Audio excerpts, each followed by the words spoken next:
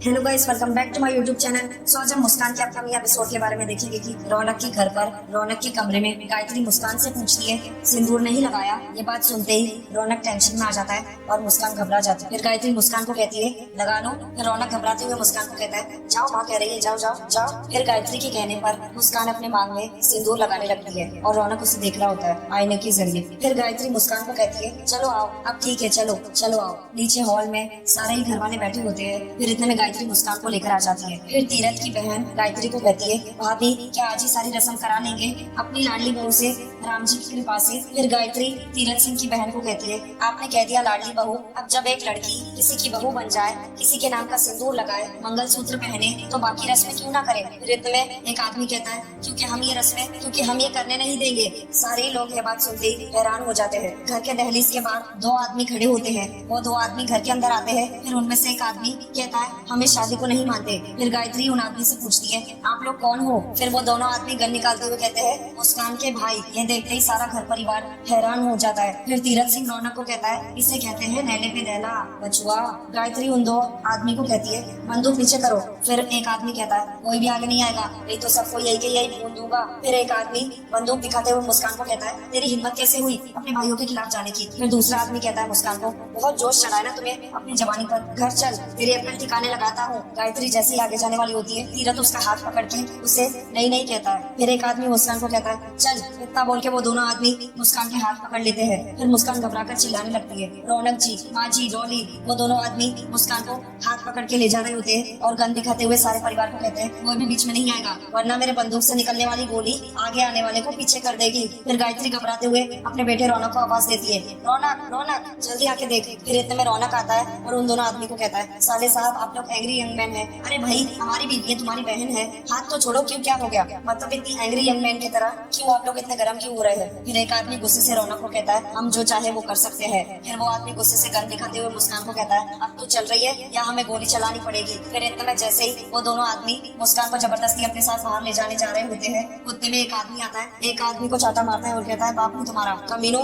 मैंने दो बेटे पैदा किए थे लेकिन दोनों के दोनों अव्वल गुंडे निकले, ना संसार की खबर है ना कोई संस्कार की। ऐसे इस तरह से अपनी बहन को बंदूक के नोक पर ले जाओगे, वो भी उसके ससुराल वाले घर से। अरे नालायक हो, यहाँ सर झुकाए रहना चाहिए, वहाँ आंखें दिखा रहे हो। फिर मुस्कान खुश होकर उस आदमी को कहती है पापा। मुस्कान उस आदमी के पैर छूने लगती है। ये देखकर तीरथ सिंह और सारे घर वाले हैरान हो जाते हैं। मुस्कान अपने ड्रामे वाले पापा को कहती है पापा आई एम रियली सॉरी पापा, भाइयों की वजह से आपसे भी छुपकर शादी करनी पड़ी। फिर मुस्कान रोते हुए अपने ड्रामा वाले पापा को कहती है प्लीज मुझे माफ कर दीजिए पापा, प्लीज इन्हें समझाइए ना, अब यही मेरा घर है और मुझे इस तरह से जबरदस्ती यहाँ से ना ले जाए प्लीज। फिर रौनक मुस्कान को कहता है देखा मुस्कान, हमने कहा था ना। इतना बोल के रौनक ड्रामे वाले पापा के पैर छूने लगता है। फिर रौनक ड्रामे वाले पापा को कहता है कैसे ही आप। फिर रौनक मुस्कान को कहता है हमने कहा था ना मुस्कान, जैसे ही डैडी जी का गुस्सा ठंडा होगा तो वो अपनी बेटी और दामाद से मिलने जरूर आएंगे। फिर रौनक अपने ड्रामे वाले पापा को कहता है थैंक यू डैडी जी, आप आए, हमें बहुत अच्छा लगा, लेकिन आपके जो ये सपुत्र जो है ना गोलियां लेकर आए थे गिफ्ट में, ऐसे कोई करता है क्या। फिर रौनक तीरथ सिंह को कहता है सिंह साहब आपके घर की बहू को लेकर जा रहे हैं, आप कुछ कह ही नहीं रहे,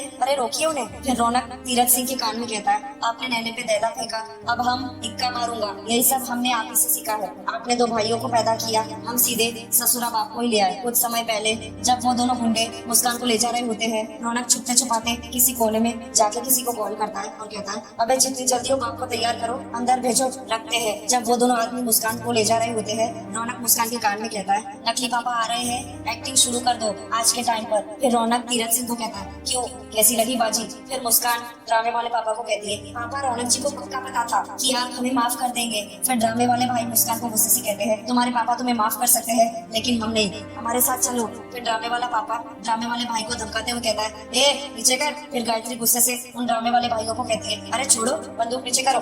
कैसे भाई हो, अपने पिताजी के सामने ऐसा व्यवहार करते हैं, बंदूक दिखाते हैं अपनी बहन को। अरे वो गिड़गिड़ा रही है, माफी मांग रही है, लेकिन भाई हो के चलना। फिर इतने में रौनक कहता है बिल्कुल सही कह रही हो। फिर रौनक उन ड्रामे वाले भाइयों को कहता है देखो साले साहब, ये बंदूक से हम लोग डरने वाले नहीं है। फिर मुस्कान भाभू को कर कहती है जब पापा कुछ नहीं कह रहे हैं, पापा को कोई प्रॉब्लम नहीं है, तो आप लोग भी ऐसा मत कीजिए ना प्लीज। फिर गायत्री हाथ जोड़ते हुए ड्रामे वाले भाइयों को कहती है देखिए मैं हाथ जोड़ती हूँ आपके आगे, आपकी बहन आपकी बेटी हमारे घर की बहू बन चुकी है, हम इसे रानी की तरह रखेंगे, ये मेरा वादा है। जैसे हम लोगों ने मान लिया है इस रिश्ते को, आप लोग भी इस पवित्र रिश्ते को मान लीजिए ना। फिर रौनक मुस्कान को कहता है मुस्कान इधर आओ, देखिए कैसे रो रही है, देखिए डैडी जी देखिए कैसे रो रही है बेचारी। फिर रौनक कहता है देखिए मानते हैं कि हमने सबके खिलाफ जाकर शादी की, भाग के शादी की, लेकिन देखिए ना आपकी बहन कितनी खुश है, क्यों डैडी जी कहिए ना। फिर ड्रामे वाला पापा कहता है बेटा अगर मैं इसकी खुशी के बारे में नहीं सोचता तो यहाँ आता ही नहीं। इस शादी से भला मैं खुश हूँ या ना ही हूँ, लेकिन मेरी बेटी इस शादी से खुश है, इसलिए मैं इस शादी को मानने के लिए तैयार हूँ। फिर ड्रामे वाले भाई गुस्से से कहते हैं और हम नहीं मानेंगे, हम मुस्कान को यहाँ से लेकर ही जाएंगे और पूरे परिवार के ऊपर केस ठोकेंगे। फिर मुस्कान कहती है पर रिश्ते कानून से नहीं कसमों और वादों से बनते हैं और रौनक जी ने कसम खाई है साथ निभाने की। फिर ड्रामे वाले भाई कहते हैं हमें इन सबसे कोई फर्क नहीं पड़ता। फिर रौनक गुस्से से कहता है फर्क पड़ता है, अगर आप लोग ने परिवार माँ या बीवी से बदतमीजी की तो हमें फर्क पड़ेगा और शुक्र मनाइए कि हमारे सिंह साहब ने आपसे कुछ कहा नहीं, वरना अगर वो बोलेंगे। फिर ड्रामे वाले भाई रौनक को कहते हैं सिंह साहब हो या कोई भी हो हम मुस्कान को लेकर ही जाएंगे। फिर इतने में तीरथ सिंह आता है, गन हटाता है और उस ड्रामे वाले भाई के एक गाल पर चाटा लगा देता है। तीरथ सिंह उन दोनों भाइयों को गन दिखाने लगता है। फिर तीरथ सिंह गुस्से से उन दोनों ड्रामे वाले भाइयों को कहता है ज्यादा आवाज की ना तो सारी की सारी गोलियां तेरे भेजे के आर पार कर दूंगा। मेरे परिवार को अगर कुछ बुरा बोला तो अच्छा नहीं होगा। ये शरीफ घर है, यहाँ संस्कार बसते हैं, मानते तो हम भी नहीं है इस रिश्ते को, लेकिन ये कोई तरीका नहीं होता, ये ले भाग। फिर रौनक ड्रामे वाले पापा को इशारा करता है। फिर वो ड्रामे वाला पापा उन दोनों नकली भाइयों को कहता है ए चलो अभी चल निकल यहाँ से। फिर गायत्री मुस्कान से पूछती है तुम ठीक हो ना बेटा, आओ। फिर तीरथ सिंह की बहन जोर से चिल्लाते हुए कहती है कैसा खानदान है ये, गुंडे मवाली है सारे के सारे, हमें नहीं चाहिए ऐसी लड़की, कहाँ से उठाकर लाया है तू इसे? राम जी की कृपा से। फिर रौनक अपनी बुआ को कहता है बुआ जी उठाकर नहीं लाए, बिहा करके लाए हैं राम जी की कृपा से, कोई आम लड़की नहीं है, ये खानदान की बहू है और रौनक की वाइफ है। फिर इतने में गायत्री रौनक की बात से सहमत होते हुए कहती है सही कह रहा है रौनक, और हम सबको इस बात को मान लेना चाहिए और बाकी की रस्मों को भी शुरू कर देना चाहिए। फिर लवली गुस्से से अपनी माँ गायत्री को कहती है माँ इस घर में सिर्फ पूजा की घंटियों की आवाजें सुनाई देती थी और कुछ दिनों में देखिएगा यहाँ सिर्फ बंदूक की गोली की आवाज आएगी और ये सिर्फ इस लड़की के कारण होगा। ये रिस्क आपको लेना है तो शौक से लीजिए, मगर मैं इस रिस्क का हिस्सा नहीं बनूंगी। फिर गायत्री गुस्से से कहती है ये तो अब है हिस्सा इस परिवार का, पर जितनी जल्दी हम इस बात को समझ ले अच्छा है। और रही बात रस्म पूरी किए बिना जाने की, तो वही लोग जाए जो इस परिवार का हिस्सा नहीं बनना चाहते हैं। मुस्कान इस परिवार की बहू है, अगर नहीं समझ में आया तो अभी पता चल जाएगा। फिर गायत्री मुस्कान को कहती है मुस्कान ये कंगन ना मुझे मेरी सास ने पहनाया था, अब समय आ गया है कि ये मैं तुम्हें सौंपूं। और जो लोग इस बात को बार बार भूल रहे हैं शायद उन्हें ये देखकर याद आता रहे कि तुम मेरी बहू हो। इतना बोल के गायत्री मुस्कान के हाथ में कंगन पहनाने लगती है। रौनक जैसे तीरथ सिंह की तरफ देखता है वो बहुत गुस्से से देख रहा होता है। फिर गायत्री कहती है मेरे रौनक की पत्नी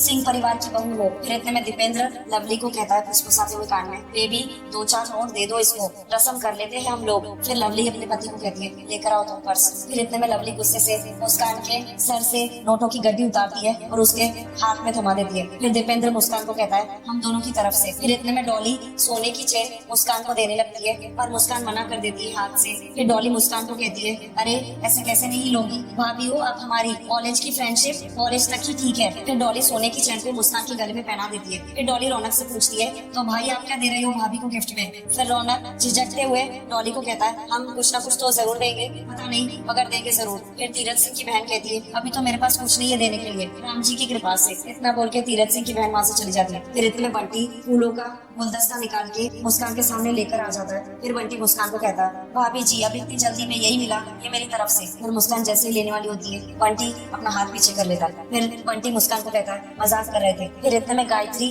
तीरथ सिंह के पास आती है और उसे कहती है सुनिए सब जानते हैं आप इस रिश्ते से खुश नहीं है, लेकिन बच्चों की खुशी में ही हमारी खुशी है ना, मान जाइए ना। अच्छा अगर आप अभी नहीं मानना चाहते तो कोई बात नहीं, कम से कम रस्म तो पूरी कर दीजिए मेरी खातिर। गायत्री की बात सुनकर तीरथ सिंह अपना सर हिलाकर हाँ में जवाब देता है गायत्री की इस बात का। फिर गायत्री तीरथ सिंह को कहती है ये लीजिए रामायण, आपके इकलौते बेटे की पत्नी है, उसकी मुँह दिखाइए, दे दीजिए ना अपने शुभ हाथों से उन्हें आशीर्वाद, इससे बढ़िया तोहफा नहीं हो सकता, आशीर्वाद दे दीजिए ना। फिर तीरथ सिंह गायत्री के हाथ से रामायण ले लेता है उसके कहने पर। गायत्री के कहने पर तीरथ सिंह मुस्कान की तरफ अपने कदम बढ़ाता है। फिर रौनक अपने मन में कहता है आज तो कमाल ही हो गया, खुद रावण रामायण देगा अपने ही हाथों से। फिर इतने में तीरथ सिंह मुस्कान के सामने आकर खड़ा हो जाता है और उसे गुस्से से देख रहा होता है। फिर रौनक मुस्कान को कहता है मुस्कान ससुर जी का आशीर्वाद देना बहुत जरूरी है। फिर रौनक अपने बाप को कहता है क्यों सिंह साहब? फिर रौनक मुस्कान को कहता है और तुमने जीवन में बहुत किताबें पढ़ी होगी, कॉलेज में रामायण नहीं पढ़ी होगी, रामायण पढ़ना बहुत जरूरी है। पूछो क्यों? क्योंकि इस रामायण में दशानंद रावण के बारे में लिखा है, उसी रावण के बारे में जिसने अपने काल को न्योता दिया था एक नारी पर अत्याचार करके। दशानंद जिसके 10 सर थे और 10 में से 9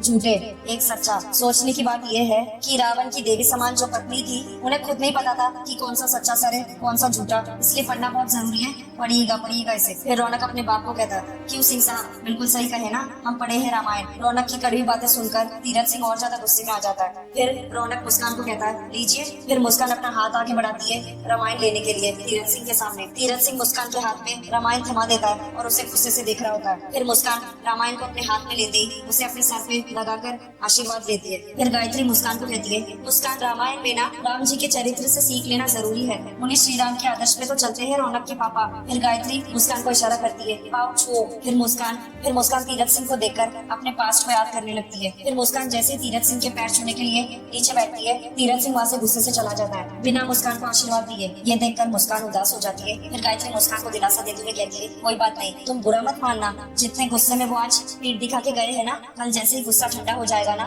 उतने ही प्यार से तुम्हें अपनाएंगे। मैं इन दोनों बाप बेटों को जानती हूँ, जब ये तुम्हें अपनाएंगे ना, तब पूरा परिवार तुम्हें अपना लेगा। तब तक तुम्हें इस माँ के प्यार और आशीर्वाद से ही काम चलाना पड़ेगा। फिर रौनक अपनी माँ को कहता है, माँ, जिसके पास आपका आशीर्वाद हो उसे और किसके आशीर्वाद की आवश्यकता, बस बहुत है हमारे लिए। मुस्कान अपनी सास को देखकर अपने मन में कहती है, माँ, कोई भी हो, ममता सब में एक सी ही होती है। फिर गायत्री गुस्से से रौनक को कहती है, अब खड़ा रहेगा या बहू को ले जाएगा अंदर पूरे के अंदर। फिर रौनक मुस्कान को कहता है, चलो रस्में खत्म हो गई। फिर गायत्री रौनक को कहती है, 1 मिनट। फिर गायत्री पैसे निकालकर मुस्कान और रौनक की नजर उतारती है और डॉली को कहती है, डॉली, ये पैसे मंदिर में दे देना। फिर रौनक मुस्कान को कहता है, चलो। किचन में गायत्री डॉली को कहती है, डॉली, तू तो मुस्कान की अच्छी दोस्त रह चुकी है, तुझे तो पता होगा उसके बारे में, उसके घर वालों के बारे में, कभी कभार उसके घर तो गई होगी ना। फिर डॉली अपनी माँ को बताती है, नहीं माँ, मुस्कान से मेरा इतना मिलना जुलना थोड़ी ना था, क्लास में भी तभी बात होती थी जब हम साथ में बैठा करते थे। फिर इतने में तीरथ की बहन आ जाती है और कहती है, इसका मतलब ये है कि तुम भी उसे इतना खास जानती नहीं हो। फिर डॉली कहती है बुआ को, अरे बुआ, उसे मैं तो क्या,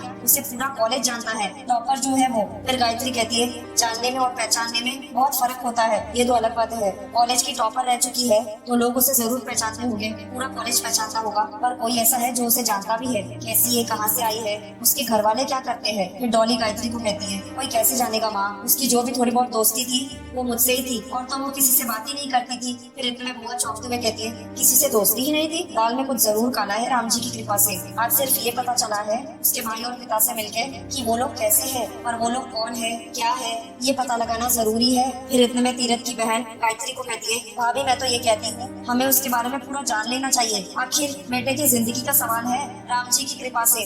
बुआ की बातें सुनकर गायत्री घबरा जाती है और टेंशन में आ जाती है। रौनक के कमरे में मुस्कान अपने दोनों हाथों के कंगन को देखने लगती है। फिर इतने में रौनक आ जाता है कमरे में, वो दरवाजा बंद कर देता है आते ही। फिर रौनक मुस्कान को कहता है, क्या यही सोच रही हो ना, खुश हो रही हो ना कि आज जो हुआ कमाल का हुआ, सिंह साहब को क्या झटका दिया हमने, सिंह साहब के चेहरे का रंग उड़ा दिया हमने। वो सोच रहे होंगे कि उनका बेटा उससे 4 कदम हमेशा आगे कैसे रहता है। फिर मुस्कान रौनक को कहती है, सच, आज आप वाकई में 4 कदम आगे ही थे। फिर रौनक मुस्कान को कहता है, छा गए आज तो हम। फिर मुस्कान रौनक को कहती है, अच्छा हुआ कि आपने सर जी की बात सुन ली, नकली भाइयों को लाने वाली, और आपने नकली पापा लाने की प्लानिंग कर ली। अच्छा हुआ कि आपने इशारा कर दिया, वरना मैं तो फ्रीज ही हो जाती। फिर रौनक मुस्कान को कहता है, आइसक्रीम की तरह फ्रीज हो जाती आप। सिंह साहब भूल गए कि हम भी उनका अंश है, उनके रोम से वाकिफ है, गजब का शौक दिया उनको। सोच रहे होंगे कि इस महाभारत की जंग में उनकी पहली हार और हमारी पहली जीत के बारे में। फिर मुस्कान रौनक को कहती है, आपको आपकी पहली जीत की खुशी मुबारक, और मुझे मेरी मुंह दिखाई की। फिर रौनक चौंकते हुए कहता है, क्या? फिर मुस्कान रौनक को कहती है, मुझे आपको थैंक यू भी कहना था। फिर रौनक पूछता है, क्यों? फिर मुस्कान रौनक को बताती है, आप ही की वजह से आज मेरी मुंह दिखाई हुई। फिर रौनक चौंकते हुए मुस्कान को कहता है, मुंह दिखाई या फिर जेवर दिखाई? 1 मिनट कुछ मत कहिएगा। फिर इतने में रौनक अलमारी से बक्सा लाता है और मुस्कान को कहता है, इसमें अपने जितने भी जेवर है सब इसमें डालिए, और पैसे वगैरह सब इसके अंदर डालिए, और ये सब हमारी बीवी के लिए है, ये सब नाटक है, ठीक है? आप है नहीं हमारी बीवी, चलिए डालिए। फिर मुस्कान रौनक को कहती है, ये सब कुछ माँ जी ने। फिर रौनक मुस्कान को कहता है, हाँ, माँ ने दिए थे, तुम्हें असली बहू समझ के, जो कि आप है नहीं। रौनक की कड़वी बातें सुनकर मुस्कान को बहुत बुरा लगता है। सो गाइस, आज का मुस्कान का एपिसोड यहीं पर समाप्त होता है। Thank you for watching.